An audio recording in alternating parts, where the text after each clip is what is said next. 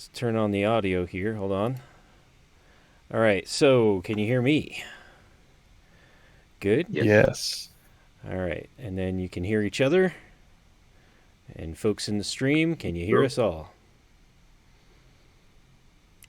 All right. So, welcome to episode 23, I think, of Tavern Talks. Um, we James isn't with us tonight.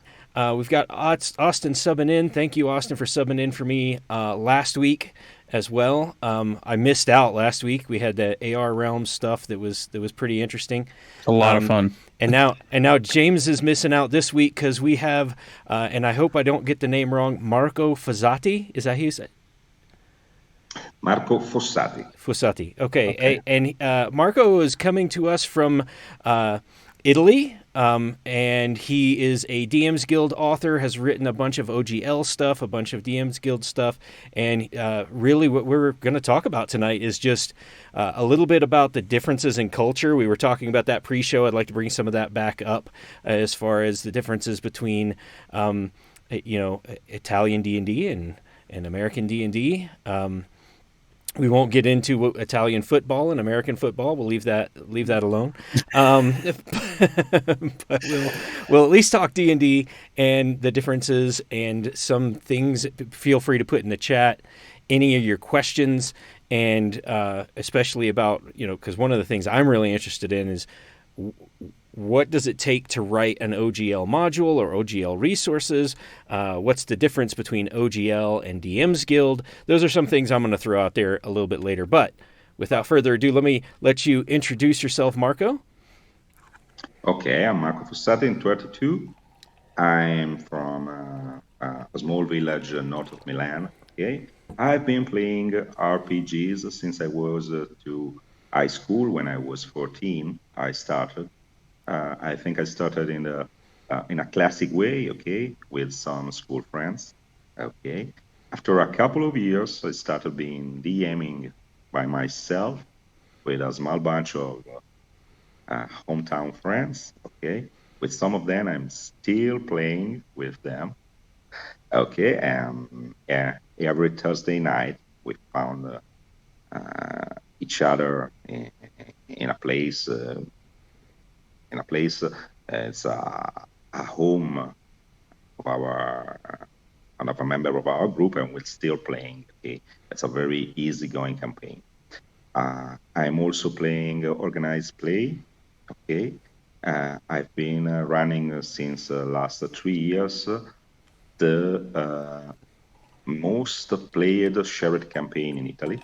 Okay, its name is Codex Venator, and you can find the website on internet .com codexvenator.com it.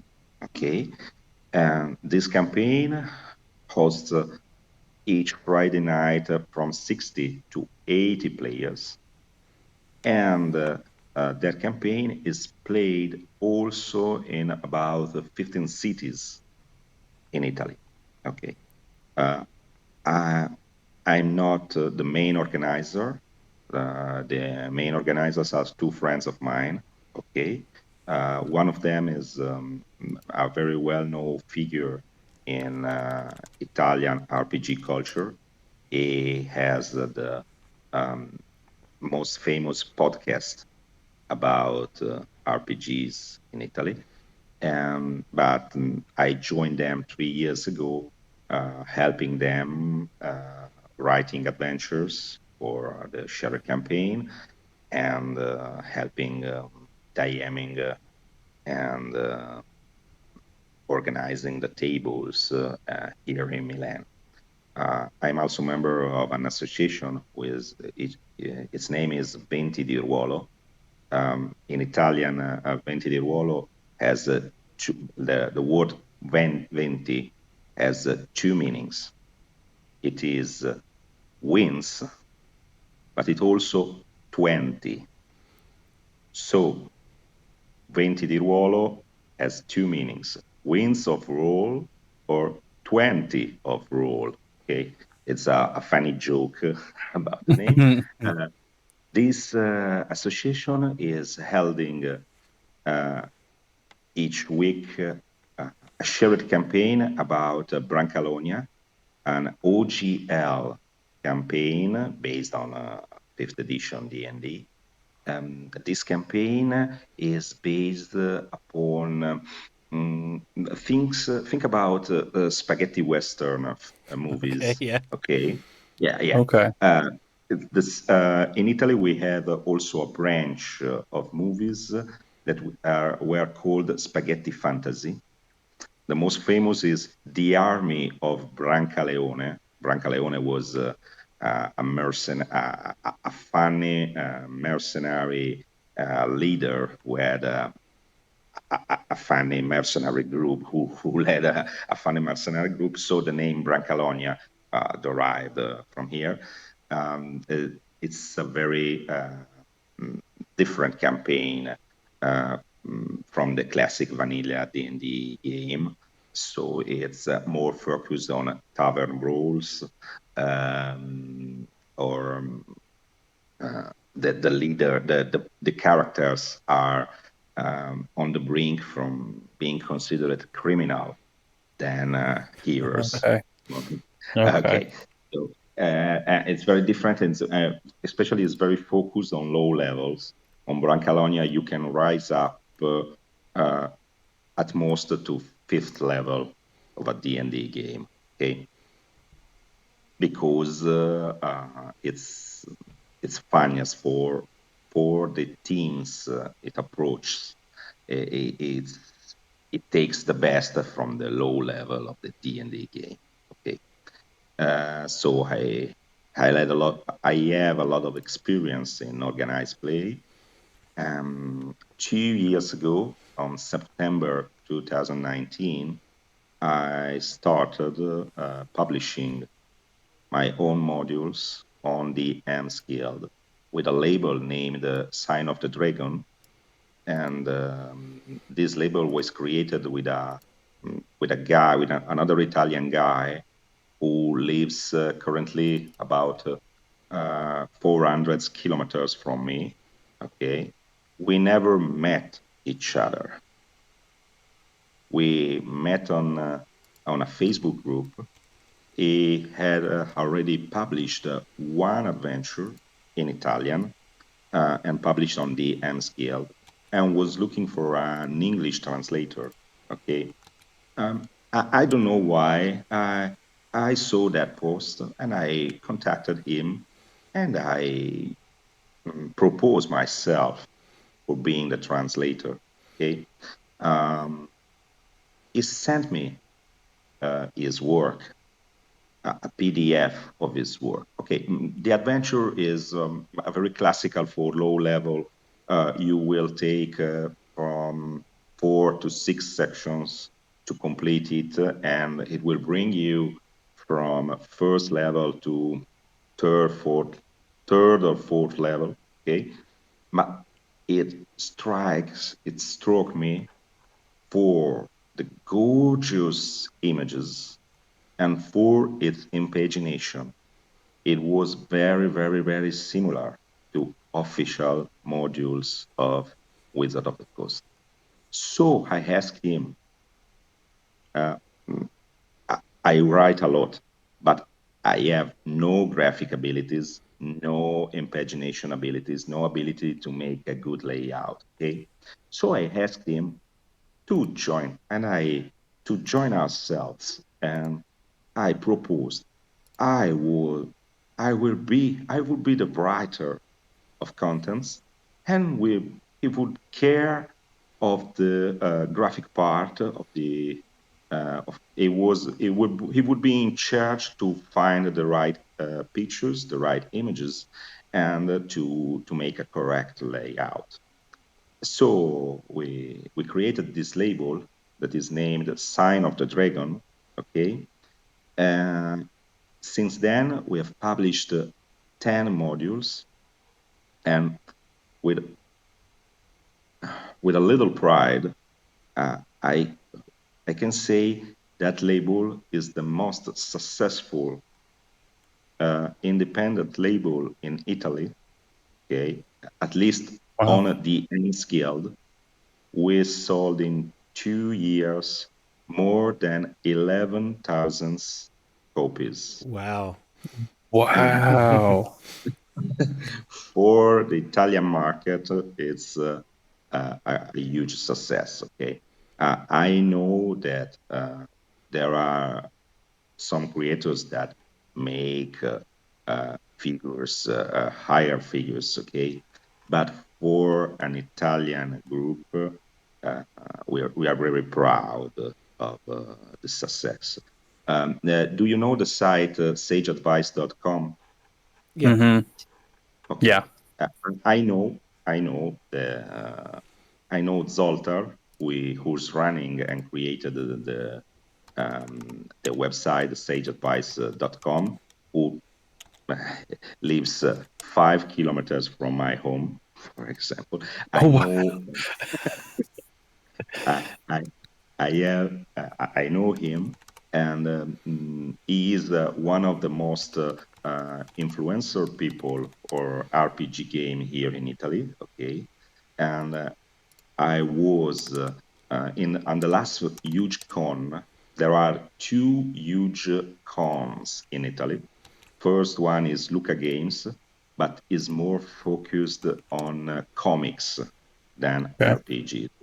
The most important convention of Italian RPGs are held in Modena, a city in the center of Italy, and lasts 3 days. Okay, and it's called Modena Play. The last Modena Play was held in September, meaning two Okay. months ago. Okay, and uh, Zoltar held a talk about the future of Dungeons and Dragons, and I was there listening him. Okay, one asked him what has to be done to be a successful creator of RPGs, and he, in that huge room full with people, said, "You must do like Marco," and and pointed at me. And, and it was very embarrassing because at the end of the talk, I had a lot of people around me asking, "But who are you? How do you know Joker? What do you do?" Okay, so um, uh, as I said before, we sold more than 11,000 copies. Okay, in 2 years. We are in Italy. We are the first who achieved the gold bestseller and the platinum bestseller, which means 501 uh, units sold for gold achievement and 1,001 for platinum achievements. Uh, just for information, 60% of the volume published on DM's Guild don't reach 50 units sold. Yeah, that sounds about right. I That was was. one of the questions that I had, Only, was, the benefits of publishing on DM's Guild, right? So, you know, granted, like you said, most people don't even reach 50 units. But what is the benefits of publishing there, and what are the okay. drawbacks of publishing there? Okay. I prefer two things. I since then, since 2019, with the first successes, with the first modules were when the first modules were published and sold, I received some job offer from editors, from regular editors, okay, here in Italy, and I also write for them, okay. Do you know Nightfall? Night I don't night believe I know that no one. Okay. Uh, Look on the internet. make a search on Google. It's another expansion for Dungeons and Dragons 5th edition. It was he did a Kickstarter in 2020 and raised more or less $300,000. Okay, the record, the highest record for an Italian Kickstarter. I was part of it. I wrote the bestiary books. Okay, that contains around 100 monsters, specifically designed for that setting. So, Wow. that edition is under OGL rules and isn't published on the M scale. Okay, for my independent works, as a sign of the dragon, I prefer the DM scale because for two reasons. First reason, it gives you more visibility than drive-through because it's specific for Dungeons and Dragons and is held by people affiliated to Wizard of the Coast. Mm-hmm. So I have to pay a highest share to them because 50% of the revenues are held by the DM's Guild, but it gives me more visibility. Right. And you can use everything that is intellectual property of Wizard of the Coast. I can use Alminster, for example. I can use the name Mordenkainen. I can settle my adventures, my adventure or my ideas in the Forgotten Realms, on Eberron, on Ravnica, on Teros. Okay, that are the four settings you can use for a DM skilled module. You cannot Okay. use the UDM skilled on Greyhawk, for example, Right. or other Okay. old things. Okay, that only for sorry, Ravenloft also. You can also using Raffle you can also use the Ravenloft intellectual Okay. properties in your modules. So 5 settings. So you I was have going to ask because I saw one of them is a Volo's Guide too. One yeah of them is like ghosts, and I was like, "That's a very specific name." I'm surprised that was allowed. But if you, so this is specifically for Wizards of the Coast intellectual yeah. property. I did not know that. I thought it was a little more open than that. I could use the Volo's name because it's related to Forgotten Realms. So Okay. I could use it. Why I use it? Why I use the specific name Volo's Guide to Ghosts? If you read the adventure Tomb of Annihilation, Mm-hmm. in the part of Port Nyanzaru, okay, Volo makes a cameo, okay, takes a little part, and the adventurer says it it it is in the cult to make a research for a new work of him, which is named a Spectre and Ghosts, Ghosts and Spectres. So I took from it the idea. Right. Okay. Yeah. So And I guess the question I have about that is when you write something for DM's Guild, is there a process in which Wizards of the Coast looks at your work and says yay or nay? Um, okay, I don't know specifically. I think they take a look to each volume that has been published. Okay, but you don't have to submit it before. You create your product and you place on the guild. Um, Okay. I think that some moderators, some administrators take a look. Once with um, one of my products was Fumble and Fails, which is a very slight product I I published last year on September.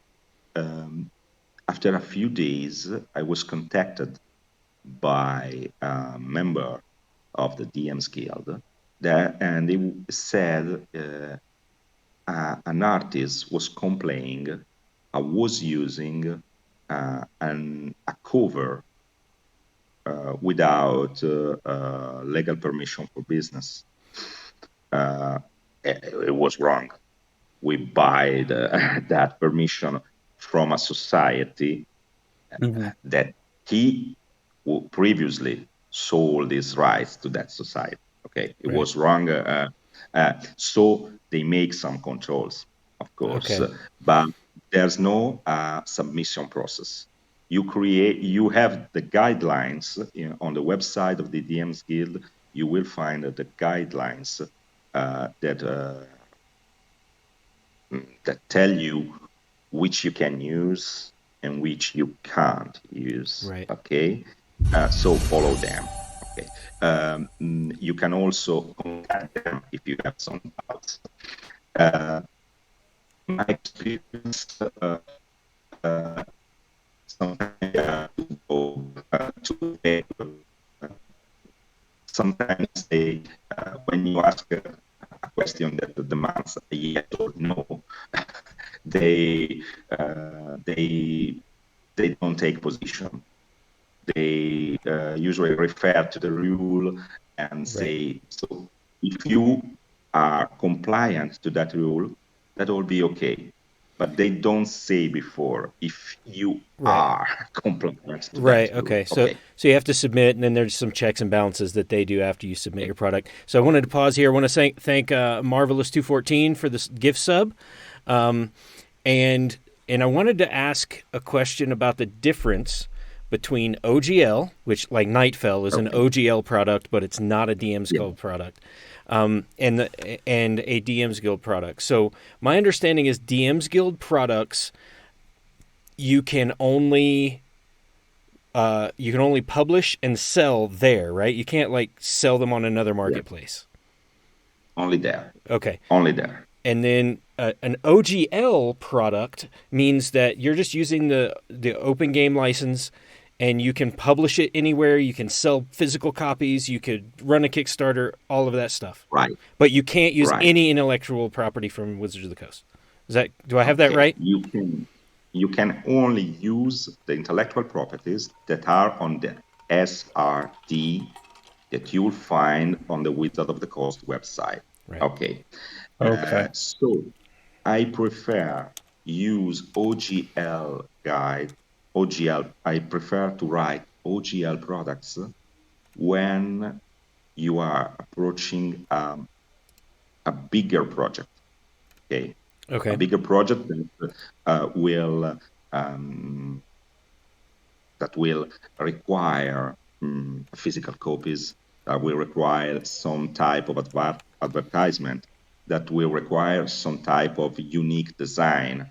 For example, on Nightfall, there are some specific mechanics about that world, and it will be a waste to publish them on the DMs Guild.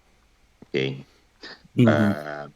So, in my opinion, if you want to publish very small modules based on Dungeons and Dragons 5th edition, maybe it's easier to use DM Guild rules.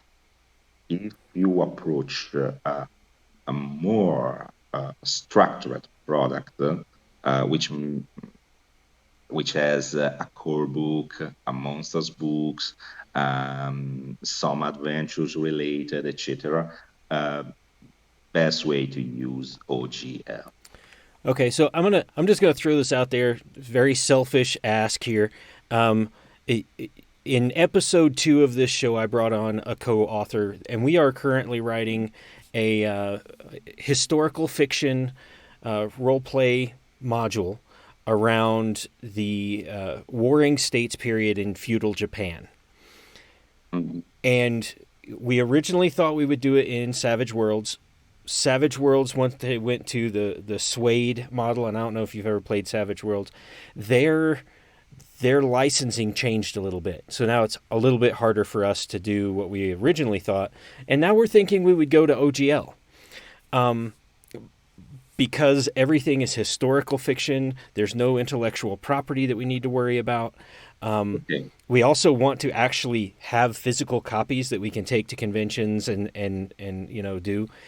Your thoughts on which way we should go, or thoughts on maybe things we should do with this historical fiction, which doesn't have any magic spells or anything. It's just a role play scenario using the D&D rule set. Well, I made a similar project this year. You can find it on Google. Its name is Seven Sinners. It's a scenario based on demons created by the seven sins. So greed, lust, and the other five, anger, etc. And this was a scenario full of fluff with some monsters, some NPCs, and some magic items. We decided I made it with a small but very increasing publisher here in Italy. Its name is Mana Project Studio. Mm-hmm. And the editor decided to go to OGL just to make physical copies and to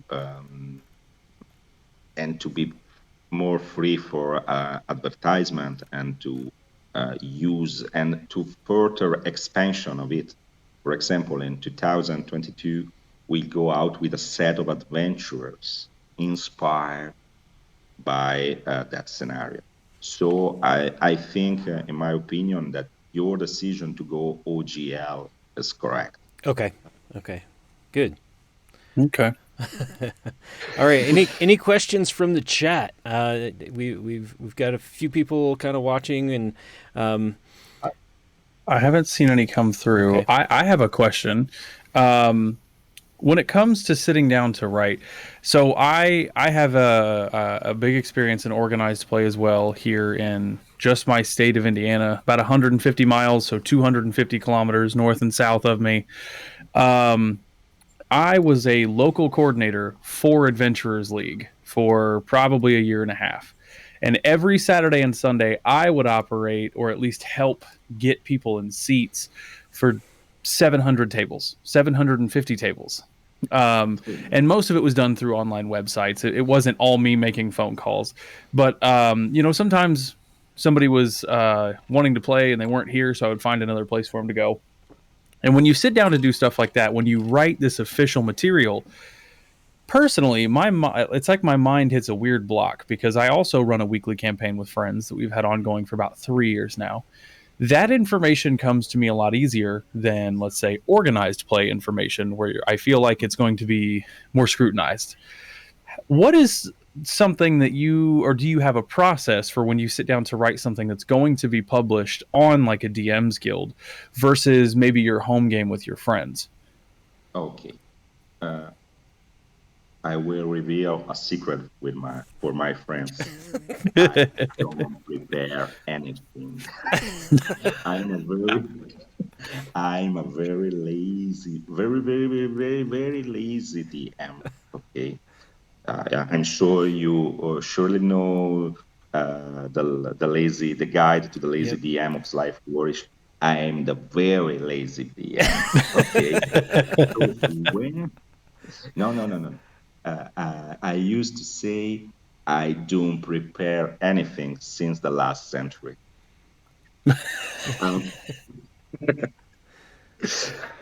Okay, since I was 21, I haven't prepared anything. Really, in my mind, I create a huge meta plot. Okay, very undefined meta plot. I use published materials which I transform day by day according to where and how the table is playing. Okay, so for my personal private tables, I didn't write anything. Okay, so Okay. it's easier. Okay, uh, Hmm. I think there are three levels. First, my private table, and I've already said what is my secret, if you can call secret. Okay, uh, there's the second level, what I'm playing, what I write for organized play. Okay, uh, I have a structure, three scene, one beginning scene, a middle scene, and an end scene. Each one has a length or from 40 to 60 minutes. Okay. Usually, the first one is the intro that introduces yourself to the goal, the mission, to the mood of the session. Okay. The second one is the main one, and usually has the main combat. Never make the combat on the third scene because usually you play at night and you will be very late, maybe not not so much late as here now in Italy. We are over 3 a.m., but maybe you will end at midnight or 11 and half p.m. Okay, and maybe it will be too late. Maybe some players will be a little tired. So it will. It's better. It would be better to make the main combat on the second scene. The third scene has to have an output. Okay, uh, the players must combine the elements of the first and the second scene to make some consideration that will help them to come back at the table the next week. So Okay. this is the process of writing for organized play for me is very schematic. Okay, so I think about I try to have a good idea, especially on shower while traveling during a pause at work. I think I think I think at role playing games about 3 or 4 hours a day. Okay. Sometimes Hmm. my girlfriend asks me, "What are you thinking about?" Nothing. Role playing games. Hmm. Yep. Okay. I've So, learned not to answer that question honestly. Hmm. so, I think a lot, and usually on Saturday morning in my best moment, okay, I wrote down the ideas in this very schematic process. And on Saturday morning, I write them for the next week, for the next Friday, the next Thursday, the next Sunday. Okay. So I try to write with 1 week earlier, 1 week earlier. Okay. That's the third level. The third level is what what I'm writing for myself to be published. Hmm. This level has two sub-levels. The first sub-level is what I'm writing on commission, and for example, for Nightfall, for Seven Sinners, or other projects I've been into in the last years, or what I'm writing for myself as a Sign of the Dragon label. Um, the first one is very easier. They give me a task. I do it. very, very simple. Okay. I uh, I also have a job. Okay, I work for a very important European insurance. Okay, which has a lot of process, a lot of it's very American. Okay, very schematic, very structured. Okay, Hmm. so um, uh, I tend to have the same approach in the RPG industry, okay? And I think it's very appreciated because it's a quality that most designers, most writers don't have, okay? So editors like a lot. For example, for the monster books of Nightfall, first of all, I created an Excel file with the name of all the monsters, and I asked the designer, okay, let give me which, for each character, which challenge rating do you want? Which special abilities do you want? Tell me, there was a cell for each monster. If mm, would, which would be the the monster on the SRD or Wizard of the Coast, which will be more similar. And I ask them, complete that file. Once you complete that file, you will have your 100 stats. And the designers were surprised because it was not the typical approach, Mm-hmm. okay, for a game design. So I tend to reply my job approach to the work, to task, also in writing for others. For myself, it's very different. I have a lot of ideas. When I catch an idea that I like most than the others, I'll write and I sit down and I write. I write, I write. Following a scheme? Yes, I follow a scheme. And that scheme is the one that based on my previous works. Usually, Mm-hmm. I take a Word doc of one of my previous work.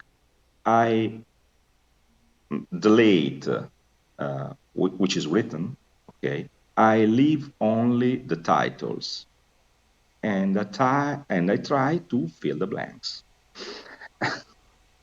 um, this is the hardest part for me. Of course, I'm very critical about what I write for myself. So I start, then I stop. Then after a few weeks, I take up again. I write a little more. Then I stop. Then I ask myself, what are you writing? Ah, terrible, terrible, terrible. I must stop writing. I, I'm not able. I'm very critical with myself. Okay, and mm, one characteristic of mine is I don't remember what I wrote, even a few days earlier. I don't remember. This is very difficult, especially with editors and designers of the when I work on commission. They ask me, Marco, but why that thing you wrote? First time I said to one of them, take it easy. Now I'm telling you one thing that will make you breathe, but stay quiet. Take it easy. I don't remember anything. I've had that exact same moment when writing for GUI Cube. When Alphinius called me about Vanzentia and said, we're trying to work out the timeline, Corey, and we're going to put together the timeline and what happened here and what happened here and what happened here. And I'm going, give me a second. I got to pull up my document because I honestly don't remember. No, no. It's a different mindset when you're writing, when you're creating, and I love the term that you just used a few minutes ago, when you catch an idea, because it really isn't yours. You feel like it came from nowhere, and you got to get it right. And when you, like you said, catch that idea and you're putting it down on the paper, later it's not the same as it is in that creative moment. So we do have a question from chat. If I was to create a 5e source book about modified monsters from the official D&D Monster Manual and other source books, would it be a DM's Guild publishing rather than OGL publishing? And I think what they're getting at here is taking some monsters that are published by Wizards of the Coast and putting another spin on them. Okay. Of course. Maybe both.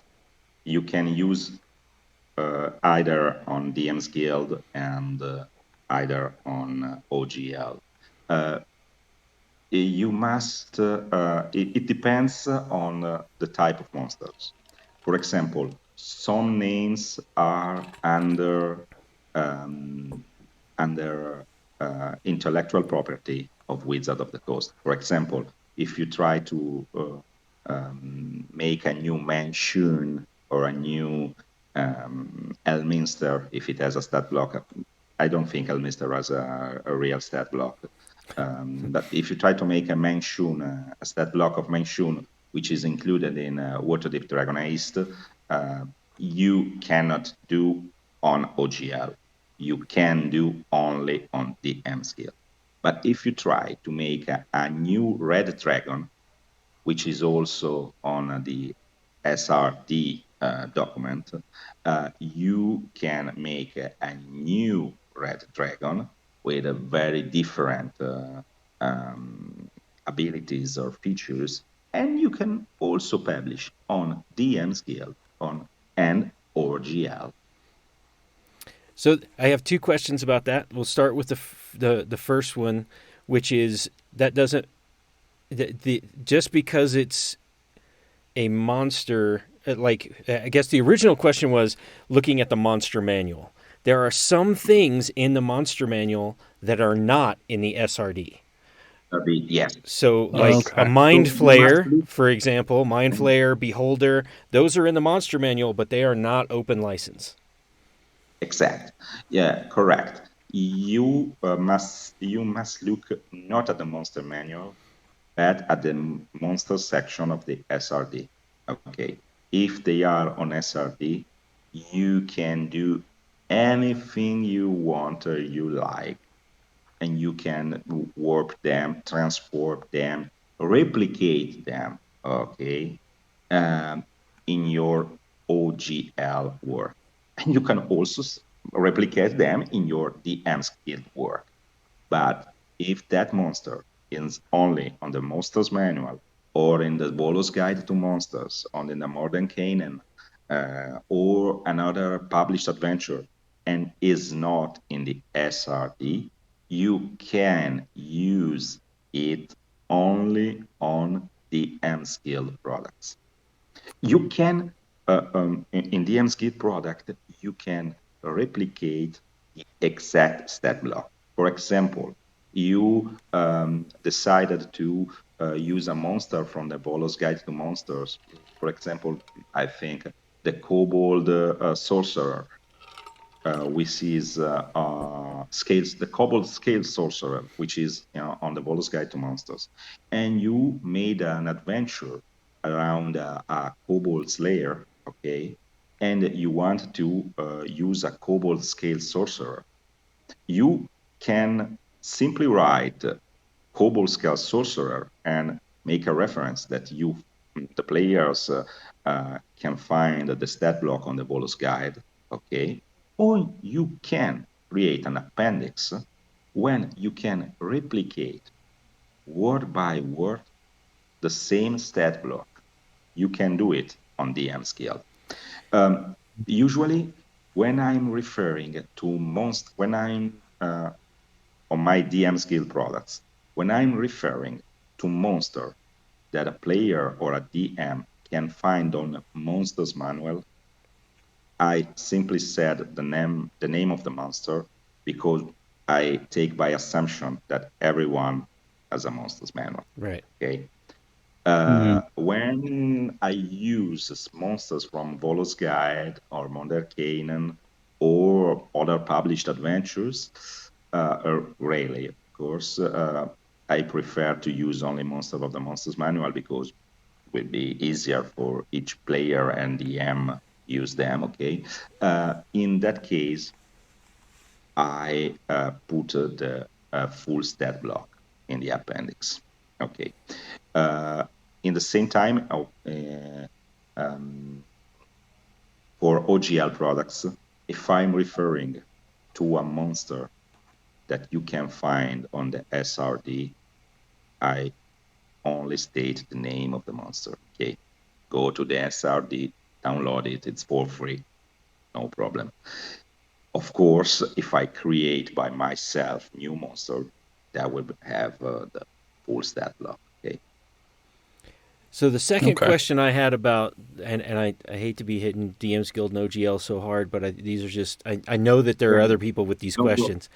If you publish something that's OGL that doesn't use any intellectual property, can you also put it on DM's Guild? Or once you put it on DM's Guild, are you not allowed to sell it elsewhere?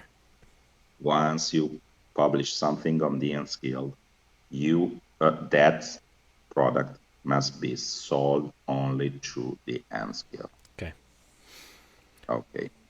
Um, there's another thing about the M-Skill that I don't talk about yet, which you publish on the M-Skill must be used, could be used by Wizard of the Coast for their next works without your permission, of course. If they catch a maybe you create the best idea in the world of the RPGs, but if you publish on the M skill, they can take it, use it. Okay. In my opinion, in that years, it has never happened. Okay. Okay. But what could be happen is that the Wizard of the Coast will ask some of the creators they find better than others, okay, or they find suitable for what they have in mind, uh, are asked to join Wizard of the Coast as contractors on commission for a special work, for a new published adventure, etc. Um, it, if you look at the credits of the designers of the published modules of DM's Guild, you will find of the published module of Wizard of the Coast, sorry, you will find some names that are also DM's Guild creators. Okay, so you can see the DM's Guild also as a training gym for wannabe designer of Wizard of the Coast. Uh, they never call me, okay? But it does sound Uh, like you've used DM's Guild as kind of a platform for yourself. You seem to have some success publishing on DM's Guild and then elsewhere as well, alongside of that success. yes, yes. Not only by Wizard of the Coast, but the first work I made for Italian editors, um, they call me because they've noticed my works on DM scale. Okay, so DM scale, it, as I said at the beginning of our talk, DM skill gives you more visibility than the main drive-through, for example, gives you more visibility, which is more specific, more. it has more access by viewers. So I prefer for my independent works, also for this quality, and I'm ready to pay 20% more uh, in revenues for in 20% less in revenues. Sorry. Yeah. Mm-hmm. Well, plus I So think that if you really like the worlds created by Wizards of the Coast and you want to write in those worlds, I mean, I grew up on Forgotten Realms, and so that's if you know, whenever I have an idea for Forgotten Realms, that'll be the first thing I think of is okay. Well, do I want to take this and modify the whole thing to a different world, or do I want to write something and put it on DM's Guild and use the same place and the same yeah, stuff? it's correct. I find it correct. Just thinking, as I said, I have 10 volumes on DM's Guild. Probably a couple of them, it would be the same if I'd be published them on drive-through by OGL rules. For example, Realm Evans and Fumbles and Fails have nothing about Fluff or Forgotten Realms Right. or Eberron or Ravenloft. Maybe now, after 2 years, maybe if I'm approaching again that type of products, probably I will put on OGL. But I I will be very doubtful because the the call um, of the DM's Guild, the visibility, the it makes DM's Guild makes things for you easier Mm-hmm. than Drive. Okay, um, uh, probably I will also and everything I everything I write about the fifth edition on under Sign of the Dragon. At now, I'm thinking it will be published on a DM scale Mm-hmm. as a Sign of the Dragon. The other things usually will go on OGL reviews. Another thing about DM's Guild or project in general, okay, uh, both DM's Guild and OGL. My advice, just my 2 cents, okay? My advice is to start small. Start small. As I said before, 60% of the modules on DM's Guild don't reach 50 units sold. So you have 50 units sold. It means that you make, um, if you make a module of $4, it means you don't earn $100. Okay. But you will surely have expenses. So first thing, stay very low on expenses. And my advice is fix you a budget, and the expenses for your first products must be around 30 units sold. This must be equal to the earnings of 30 units. Okay. Because the first thing I said with my partner on Sign of the Dragon was we mustn't lose money. I don't want to become rich with these modules, okay? Mm-hmm. But I don't want to lose money. Okay. Um, I'm not rich after 2 years. I have some extra earnings. Okay, I must admit it. Okay, I never bought um, so many. miniatures, so many products, so many volumes about RPGs as in the last years. Okay, so I use some of that money. So my hobby now is completely free. Okay, which was my main goal. Okay, Hmm. first time, stay low on expenses. It's a very, very difficult market. So don't stay low with expenses and see your first products how will be how much they will sold. They will see how customers consider your first products. Right. It's a Okay, proof of concept, right? You do it small, see how well it do it. goes, get feedback Yeah, from the product, and then develop yeah. something larger. Stay low on budget.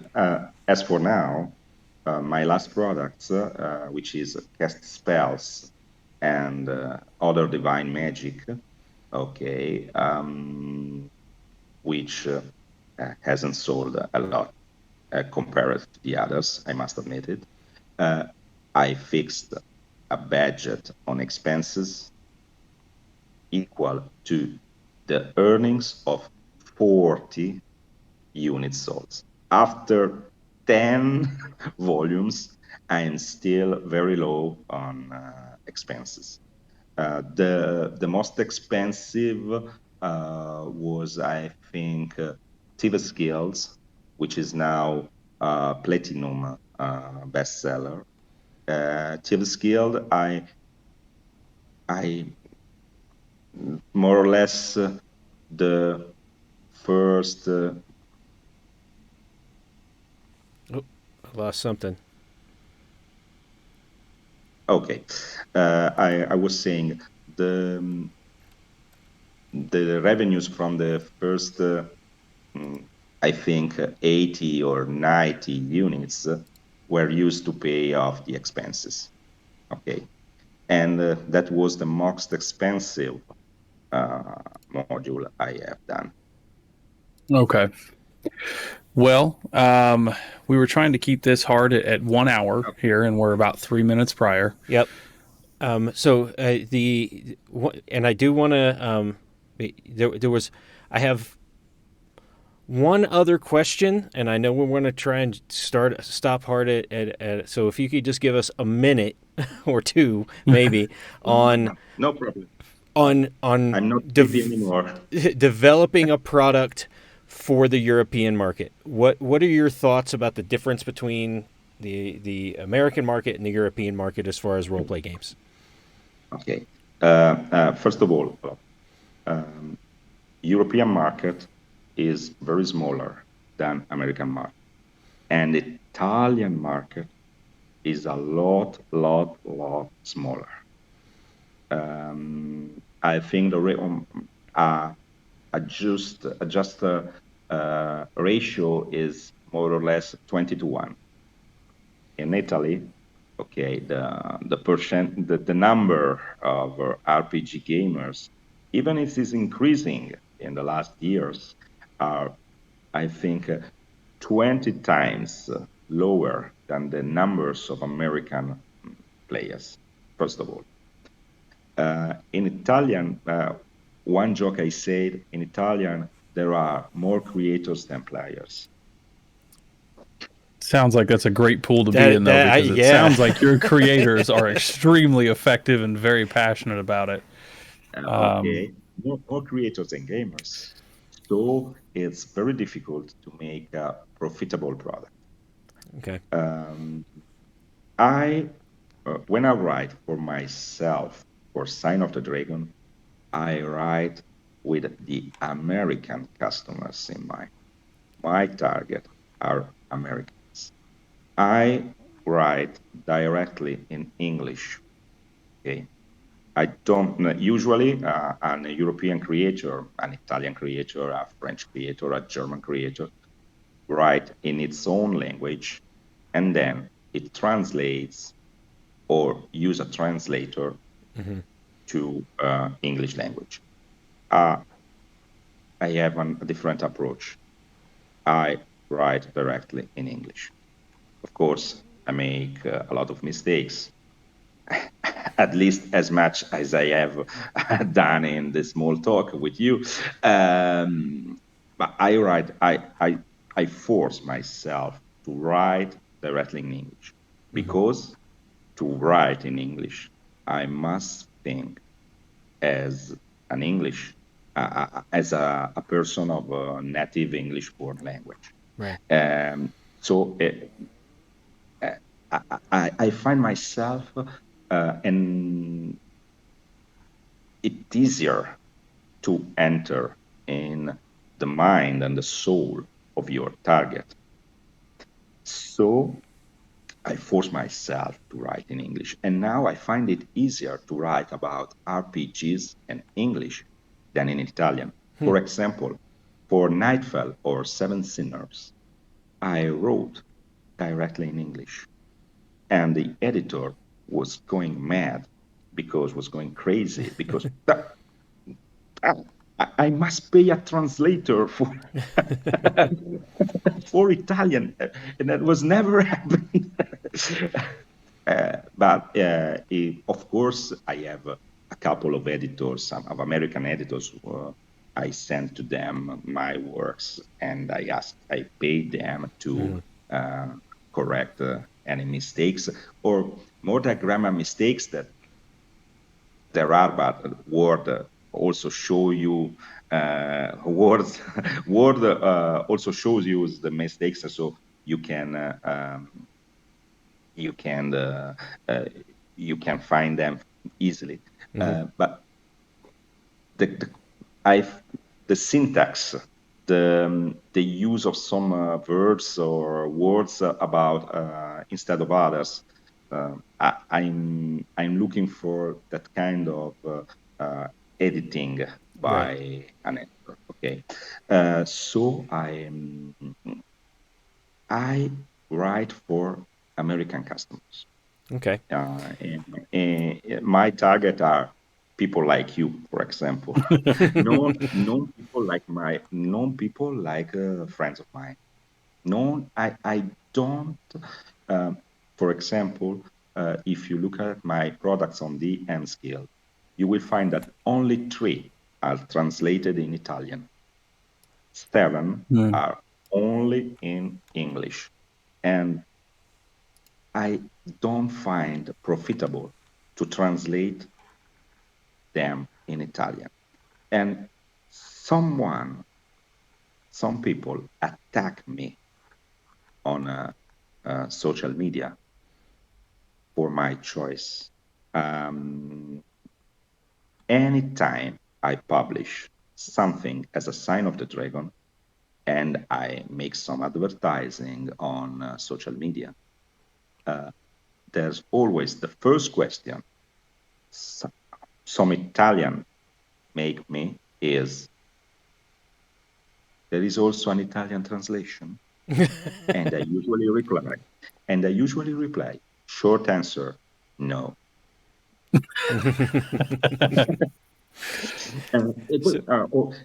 It will be in the future, short answer, no.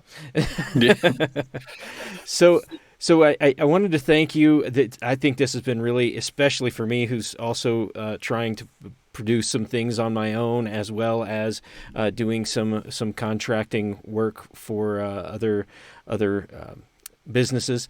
It's been really valuable for me, and I hope that other people watching this now or watching this later, get that same help on, okay, how do I do this if I wanted to write something on my own? There's only one other thing that I wanted to say before we close out, and that is next week we are not doing this style. Next week is our one shot. It is a fundraiser one shot, 7:00 Mountain Time, 9 p.m. Eastern Time here in the U.S. Thank you for getting up at 3 a.m. to join us, Marco. Absolutely. Thank you. So 7 o'clock Mountain, 9 o'clock Eastern, we will be running, and I will be in full costume as my jester costume, running a game for Game to Grow, which is an organization that uses games for mental health, education, and community work. And it's a 501c3. We're going to be trying to raise $1,500 next Wednesday. Next Wednesday on the stream. Join us, share it with all of your friends. I'm linking now the kind of intro video into the chat. And I think that'll close us off with last call. Thank you so much, Marco, for joining us and being up in the middle of the night to share all of your knowledge. Thank you. And if I might say one last thing, if you need any help for your works, just contact me. Okay? I'm ready to help you. Thank you. Absolutely. Thank you. We will take you up on that. All right. Thank you, everyone. Thank you. Okay. Bye. Thank you.